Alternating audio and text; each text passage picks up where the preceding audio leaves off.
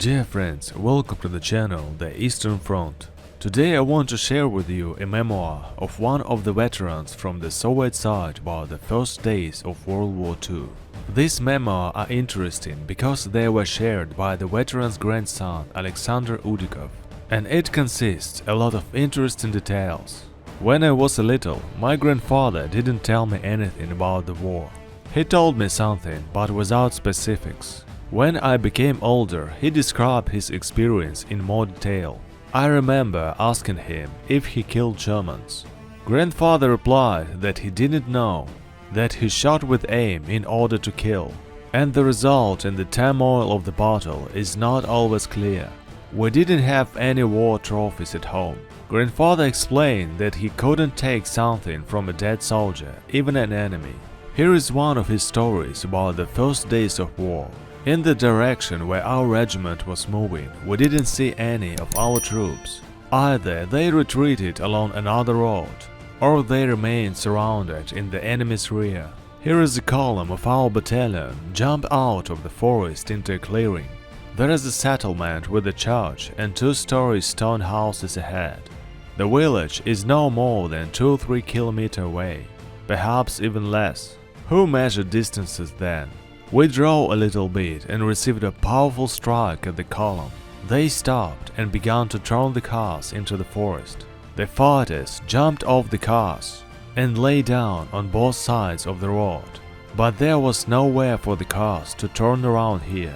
There are wet meadows on both sides. As soon as the car pulls over the road, it gets stuck and begins to sink into the ground. So, several cars went out of order and caught fire. It was in front of the district center of the Vitebsk region, the city of Senna. Now it's hard to say how it turned out that we ran into a city where there was an enemy. Apparently, then we had a bad intelligence. With good intelligence, of course, this would not have happened. The battalion commander, Major Vlasov, presumably understood the situation little, deployed the battalion and led it on the offensive against the city. At first we had no artillery, so the city was taken without artillery support. There were no tanks either. We, the junior commanders of the battalion management, were used as messengers. We ran from one company to another with the orders of the battalion command. At the time of the attack on the city of Senna, I was sent with orders to the left flank company. Now I don't remember which company it was. They were advancing in the cemetery area. Here in the cemetery lay our wounded fighter with a deadly wound, but he was still breathing. This wounded man is still before my eyes. The first victims are remembered for a long time. When I returned back to the battalion headquarters, our were already on the outskirts of the city, occupying the extreme streets up to the ravine. The Germans poured machine gun fire on us from the bell tower of the church and from the window of two-story stone houses that stood behind the ravine. Near the house where the battalion headquarters is located, a dead scout of a walking reconnaissance platoon was lying. I still remember his last name. It was Rokhnitsky, a tall, blond guy. Soon the battalion commander sent me to find the regiment commander and deliver a report. The report indicated targets for artillery. I found the regimental commander at the edge of the forest. Our guns were also installed in firing position there. Soon they opened fire on the church and stone houses. Our tanks also came up.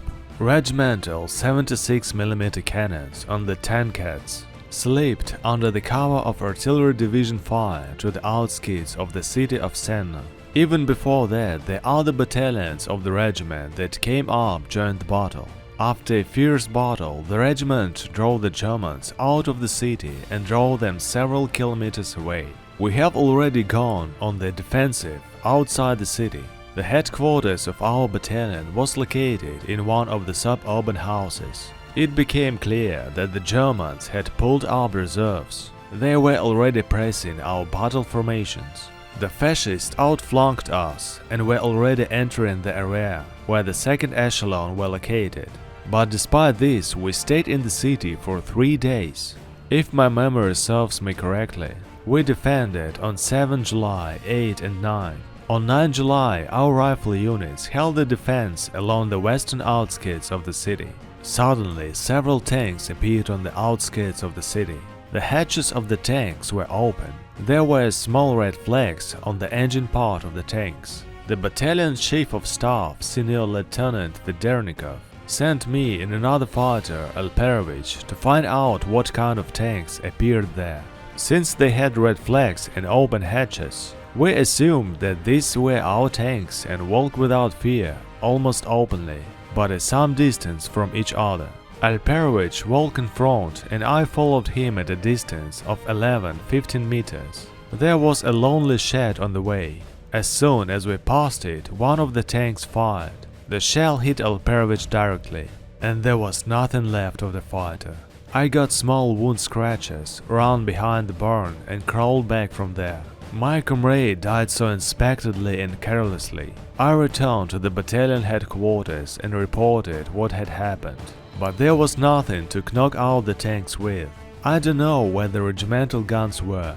Soon after, dive bombers swooped down on the city and began bombing, flock after flock. Heavy shelling began. Enemy tanks and the machine gunners went on the offensive. Our companies couldn't stand it and began to withdraw, gradually at first with fights. But when it became known that the escape roads along the road were cut off and German motorcyclists, tanks and machine gunners were operating in our rear, panic began. There was nothing to say about an organized offensive.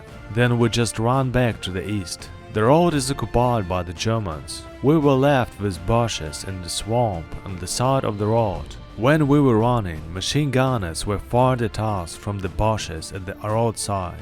Behind the machine guns lay people in Red Army uniforms. It turns out that they were disguised German saboteurs. They killed a lot of our Red Army soldiers and commanders. Our battalion chief of staff, Senior Lieutenant Vedernikoff, was wounded in the leg here.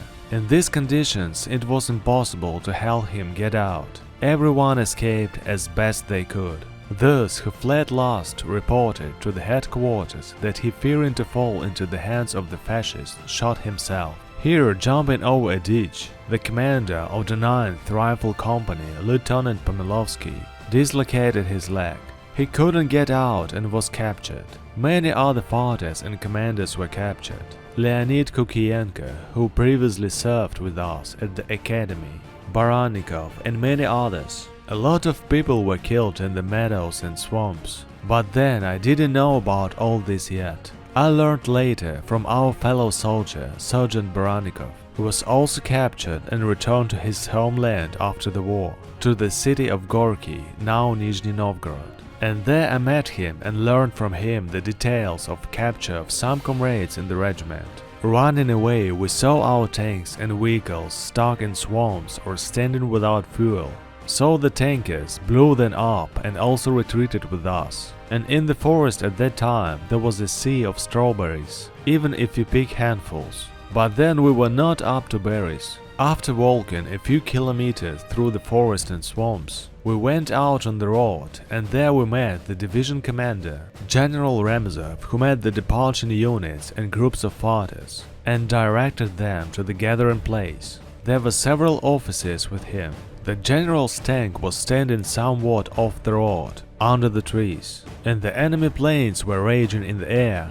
They were chasing every car, any group of soldiers, even single fighter. We were accompanied all the time by one ugly-looking plane, presumably a scout whom the Red Army dubbed Hunchback. He fired a smoke rocket in our direction, and it was always followed by an artillery raid. Thus, the Germans adjusted the fire of the artillery. The picture of retreat, or rather flight, I remembered for the rest of my life. After all, we, the Red Army soldiers and the commanders of the personal service, were brought up in the spirit of the offensive.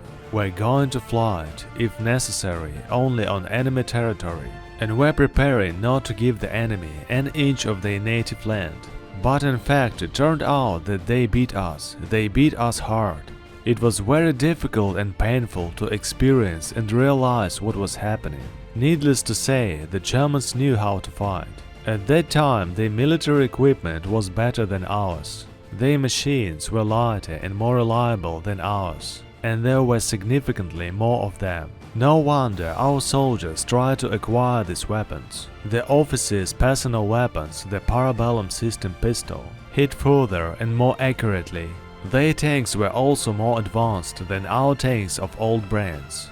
We had very few new T-34 and KV tanks. The Germans also had a good intelligence. Saboteurs and parachutists were operating in our rear in many places, and that meant a lot. Along the road where we retreated, bridges either burned or were blown up. I think it was the work of enemy saboteurs. If they set fire and blew up their own, then it was done very untimely, because our troops were just passing through these places. As a result, cars had to go around, pave roads through ravines or throw cars, ammunition, weapons and property. After walking a few kilometers after meeting with General Remzov, we found the cars of our regiment in the forest. Then we drove cars for a while. In the area of the town of Dobromysl, they took up the defense. By the way, there is an interesting video on my channel about the work of the barrage detachments in the first days of the war. As usual, the link will appear in the upper corner of the screen.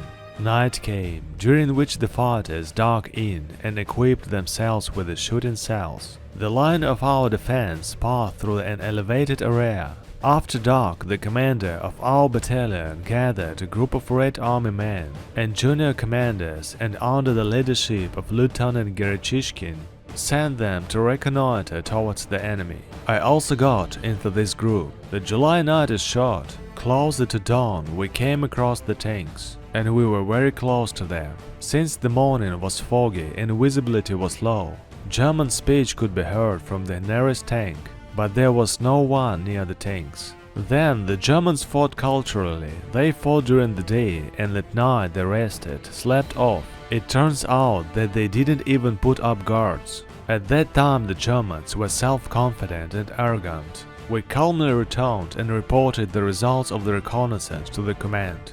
Dear friends, that's all for today. It was Tim and the Eastern Front channel. And as usual, I wish you peace and health. See you.